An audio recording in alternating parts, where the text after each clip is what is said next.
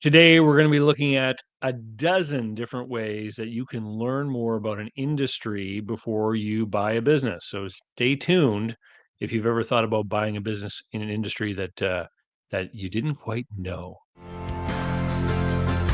I'm David C. Barnett, and you're tuned in to Small Business and Deal Making, the podcast, YouTube channel, and blog where I talk about buying, selling, financing, and managing small and medium sized businesses while controlling risk. So, if you're looking to take control of your future through buying a business one day, or if you already own a business and you're looking to grow or exit, you've come to the right place. I talk about interesting things, I talk to interesting people, and I answer your questions every week right here. So, be sure to hit like and be sure to hit subscribe, and let's get to it. Are you thinking of growing your business or beginning a journey into entrepreneurship? Take a shortcut to success by buying an existing and profitable business the right way. Visit businessbuyeradvantage.com and learn more about my online training, group coaching, and consulting services designed to help you win. All right. So there's lots of different ways that you can learn something new, right? And I give suggestions out to people all the time. And I talk with people all the time who are asking me questions about industries they've never worked in or they have no direct experience in. And they, are worried that there are going to be things that they just don't understand about the industry. Or, for example, they'll come to me with a deal and they have no real experience in the industry, and I'll point things out to them that I know just because maybe I've had other clients in that industry before, and they'll start to worry and realize, hey, I don't know as much about this industry as I thought. So I thought it would be great to make a video about all the different ways that you could learn more about an industry that you're not familiar with, so that it can give you some ideas or some plans about how you can better prepare yourself if you decide that a certain industry is one that you may want to purchase a business in. So we're going to kick things off. We've got 12 of these things organized. And so we went to the high value production department here at davidcbarnett.com, and we got some fun signs made. So here's number one: the very first thing that you can do if you want to learn about a new industry is get some direct experience or observation. So this means working in the industry. And I know a lot of you are probably saying, "Well, duh, yeah." I often say that you should have some experience in an industry before you buy in that industry, but you can also work in an industry part-time. You can get a part-time job. There's other ways to get direct experience. So some of the other ones that I've dreamt up are, for example, mystery shopping. So, if you go to a certain kind of business a lot and you go to many of them, you're going to start to notice patterns. You're going to see how they treat people, how they execute their service, etc. So there's a lot of businesses out there that many of us have experience with. Whenever I'm talking with entrepreneurs or prospective business buyers, and I want to use an example, I always use restaurants, just because we've all been to them many times, right? As customers to go and buy food, and so we've all got a lot of common experiences of what we've seen that has been good or bad, etc. So another one that is particularly open to people that are younger would be things like internships or apprenticeships. So you might be able to find yourself an internship or offer an internship to someone in a particular industry to get a chance to work inside that company. And then there's even shadowing business owners. You could come up with a reason why you go and spend time with a business owner in a given industry. So what could that be? Well, for example, there was a video I made a few months ago about using a consulting business as a way to uh, open yourself up to opportunities to buy a business.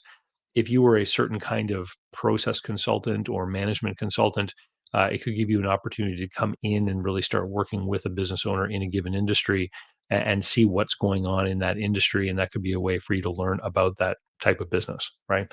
So direct experience and observation is going to be sort of our first little capsule of ways to learn about an industry. So, uh, number two, Number two, networking and conversations. So you can go to industry meetups, conferences, etc. I've been to business conferences before where I have met people who were in fact not in that industry, but they found out about the conference and they decided to go because they wanted to learn about that industry and they wanted to meet people, sit into some of the seminars, and hear what people were talking about and learn what the challenges were in the industry, you can do that too. What this requires is it requires a target. Like you have to decide, I want to buy a business in a certain given industry so that you can then go and start looking for the associations and the conferences and the trade shows, et cetera, that are for that industry. I've known people that have wanted to get into certain things like dry cleaning, for example. So they'll go to the big dry cleaning trade show where all the equipment manufacturers are and the chemical producers are, and they'll go there and see what's going on and what people are talking about. You can interview industry experts. You can join industry associations, as I mentioned. You can find mastermind groups of people maybe in that industry that you could potentially go and speak with or network with. um, Interviewing industry experts is kind of a cool one because when I was thinking about this, I was like, what if I wanted a legitimate reason to talk to a whole bunch of like auto repair experts? Well, one of the things I could do would be to start an auto repair industry podcast, right? And so now you've got a fantastic reason why you're reaching out to people in that industry and why you want to sit down and talk with them, because you are going to be creating this podcast, right? And many people out there who have podcasts or YouTube channel shows, etc. That's one of the things they'll say is they'll just say that it has incredibly improved their ability to network and to meet other people. So, item number three, third way to learn about an industry: formal education and training. So you can actually go and get courses from organizations like community colleges, universities, etc. There are also private training organizations in certain industries.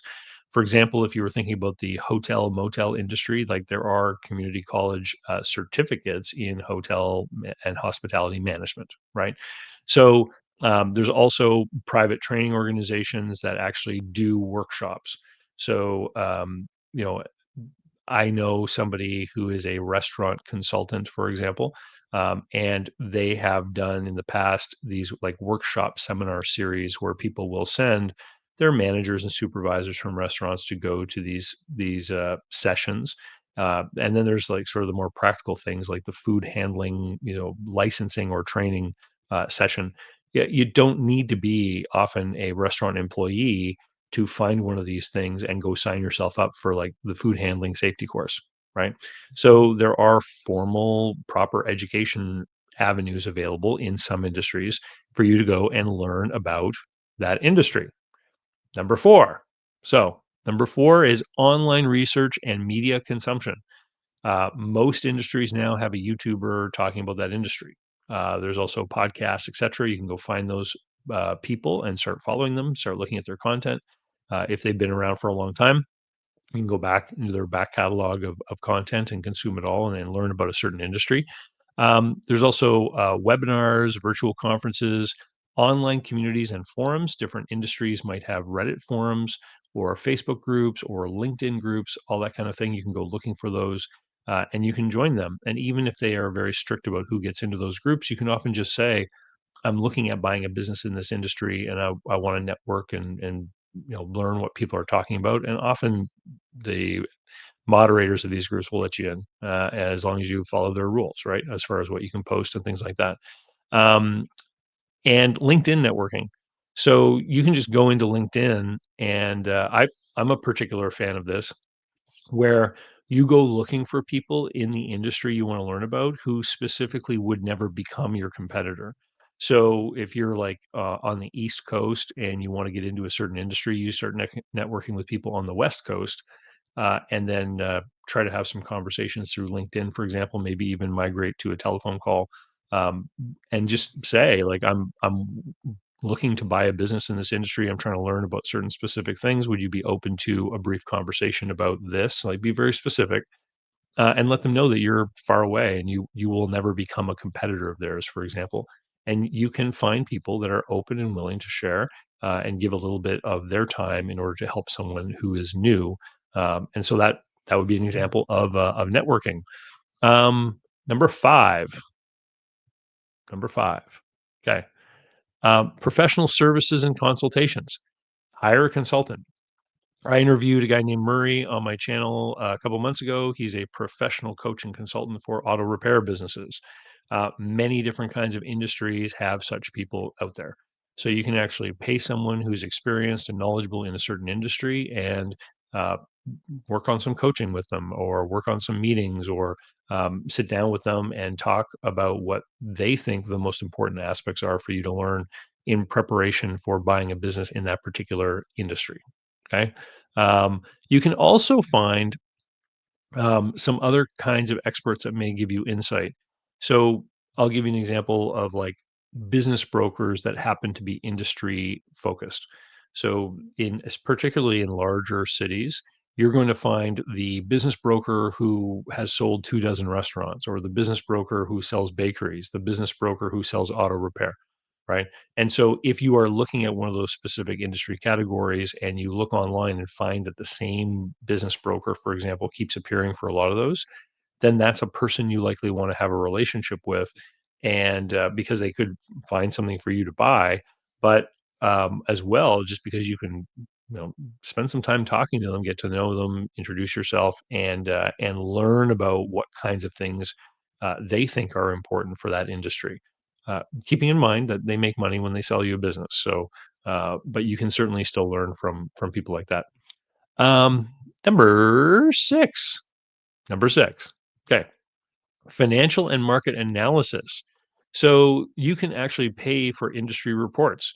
So there's a company called Ibis World, IBIS, and they produce statistics and market reports on different industries. And there's quite a few, like 100 industries or something. I've seen the reports before, and there's like a lot of information in there. A lot of things about what's happening in the market. Is it growing? Is it shrinking? What are the major concerns? What are people saying? All that kind of stuff. You can buy those reports. There may be certain government economic development agencies that you might be able to connect with who could have access to such data that you might be able to get for free. And so this is where the whole networking thing comes in, where you want to try to find as many different people as you can to talk about this sort of thing. Um, Competitive analysis, benchmarking, financial benchmarking. So, if you're interested in a certain industry and there are publicly traded companies in that industry, you might want to look at what research analysts are saying about that company, or look at their annual reports, which you can often download online and see what they are talking about. And you can go back several years. And so, um, the conversations that they have just by reading sort of the president's letter to the shareholders, right, or the chairman's letter, you can see the topics that are coming up, what the concerns are in the industry at given points of time, and it just helps to bring you into the conversation about what sorts of things you may need to learn about. If you see that they're talking about a certain topic and you don't know what the topic is, then that's a cue for you that you need to learn about that. So, number 7. Number 7. Um, so this is, actually getting out there and doing field research and practical exercises. So things like surveys and focus groups. So you can pretend to be a market research person, and you could create a survey about the industry that you want to get into. And you could invite members of the public to give their comments and feedback and thoughts about that industry, right? So you could like use Facebook or one of these other social media networks and say, we're doing research on this given industry and we would like your feedback. And you can learn from people who actually comment about their good experiences, their bad experiences, what they look for when they go to find a business that is offering that given product or service, et cetera. And so this can help inform you of what the public thinks of that industry and what the public finds is important. And that can direct you in creating a plan for what you need to learn if you're ever going to buy a business in that industry. You can also do the market tests. So back in my yellow page days, I ran into this a few times where entrepreneurs who were thinking about starting a business would actually not start a business, but rather what they would do is they would buy an ad in the yellow pages uh, with no business. They would just buy the ad. And the whole purpose of the ad was to find out over the given period of time that the book would be out, how many people are calling, right? So it was literally they were going to answer the phone and talk with these people about what they were looking for, and then have some kind of excuse why they could not help the person. So, "Oh, sorry, we're actually booked up for the next 3 months. We're not able to help you, but, or whatever." And all they were doing was they were using the ad in the yellow pages to measure the market. And I've seen people talk about this as well for like sort of lean startup, new product testing kind of businesses where they'll put up like a product page and take orders and then give people an excuse why they can't fulfill the order and refund the person. Just the product doesn't exist. They just want to see how many people actually are interested in buying it. Well, you can do the same sort of thing with testing and doing research, field research, to learn about a potential industry that you may want to become involved in. Number 8. So, number 8, documentation and learning materials. So, some of these may start to sound a little bit repetitive, but each one has its own little slant. So, you can go and look for trade journals, industry websites where people are having conversations. Go looking for books. Go onto Amazon. There are, even if you're going to buy a business, you know, there are all kinds of books that are about starting particular kinds of industry businesses, right? Like, I always joked that when I would go to my local bookstore 10 years ago, there'd be 3 books about buying businesses and hundreds of books about starting them. Uh, Pick up a few books about starting a business in that industry. You will find lots of important information in there about what's important in that industry. Even though the book is about starting, they're still going to be telling you what you need to know. Um, and if you can find some, go looking for like case studies. So, business schools often will teach based on case studies. And you can do some Googling. And if you add the words case study, so if you do like auto repair business case study, you can often find case studies out there that are like on university websites or whatnot.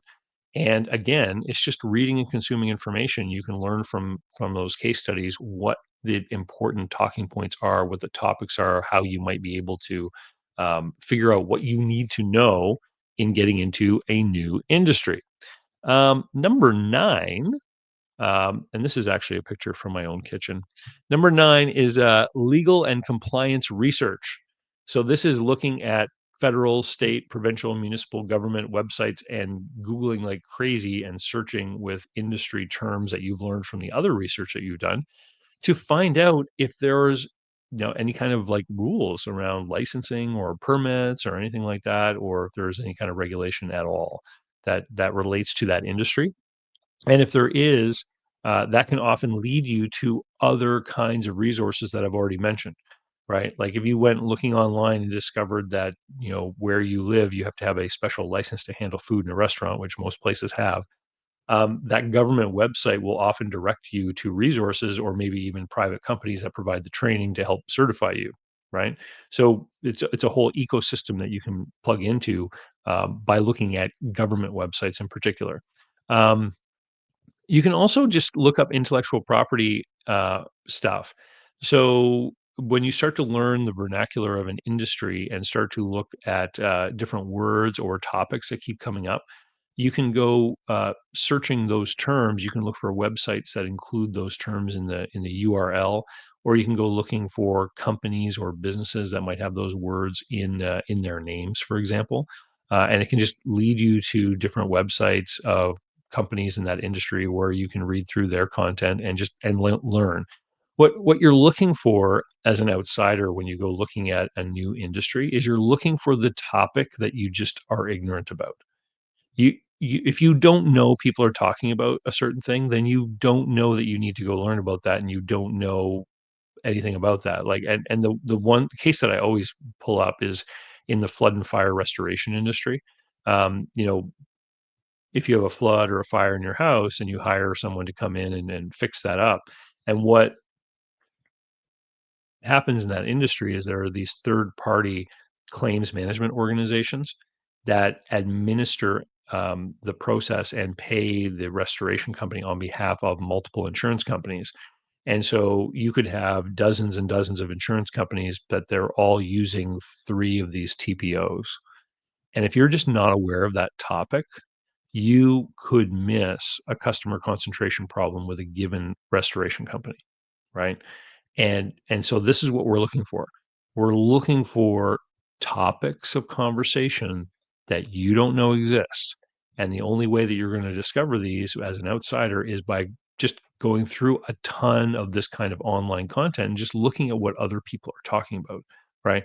And look for words that you don't understand, look for words that you don't know the meaning of, and then go find out what they mean. Okay. Um, number 10. Number 10. Okay. Practical hands-on experience. So this would be something like a franchise discovery day. So if there's a franchise operator in the industry that you're looking at, you might want to talk to those people and get their information, get their package, maybe even go to a discovery day, learn what they think are the important things that you need to know if you're going to run a business in that particular industry.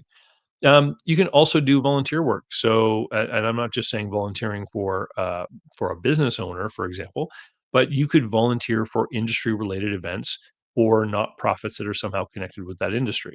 So, certain industries are related to certain charitable organizations, or there are charitable organizations or events that are related to business in general that could allow you to create some of the connections to people that are in the industry that can help create an opportunity for you to have a conversation with someone, right?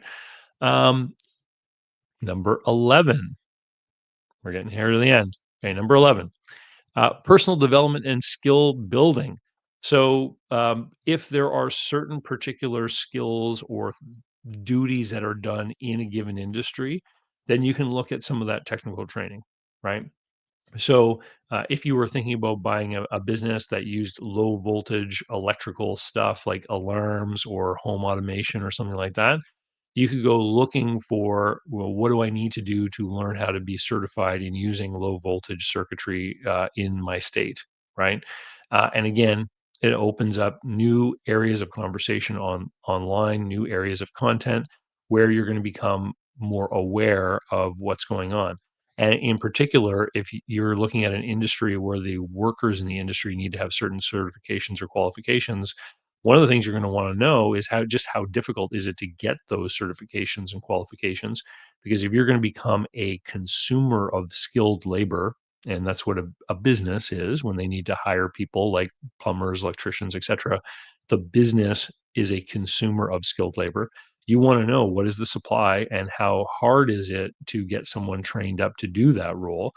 Because if you're going to buy a business and have it grow or just have regular turnover in staff, you're going to need to know how hard is it going to be to hire people in this space, right? And then the last one that I came up with here, number 12, is financial and operational insight. So this is the one that most people limit themselves to, right? Which is actually looking at the financial statements, et cetera, of a business that they're looking at buying. Um, and you can build this out into a quite a deep pool of information about a given industry simply by looking at lots of businesses in that industry. So if you are saying to yourself, "Hey, I want to buy an auto repair business in Pennsylvania," well, broaden your horizon. Talk to some other business brokers or find some other business for sale listings beyond Pennsylvania. Tell them that you're willing to move and just get your hands on those SIMs and those financial statements. The more that you look at, the more you're going to learn about that industry, the more you're going to be able to benchmark one business against the other. And so the wiser you're going to be when you actually do look at that one auto shop in Pennsylvania that you may really want to buy, you're going to be able to look at it with respect to all these other ones that you've looked at.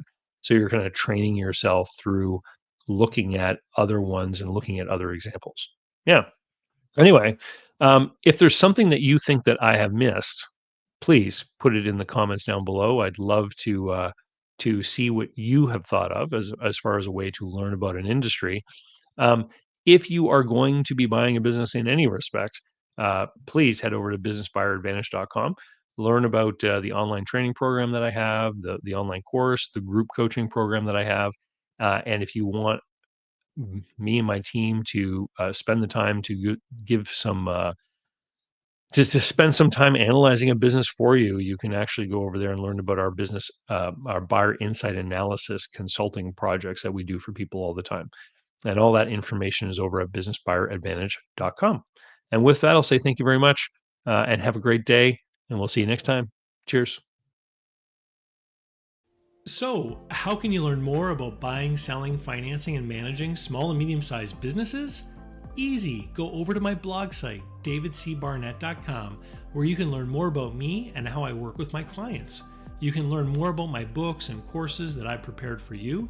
You can find out how to subscribe to my email list, the YouTube playlists, and more.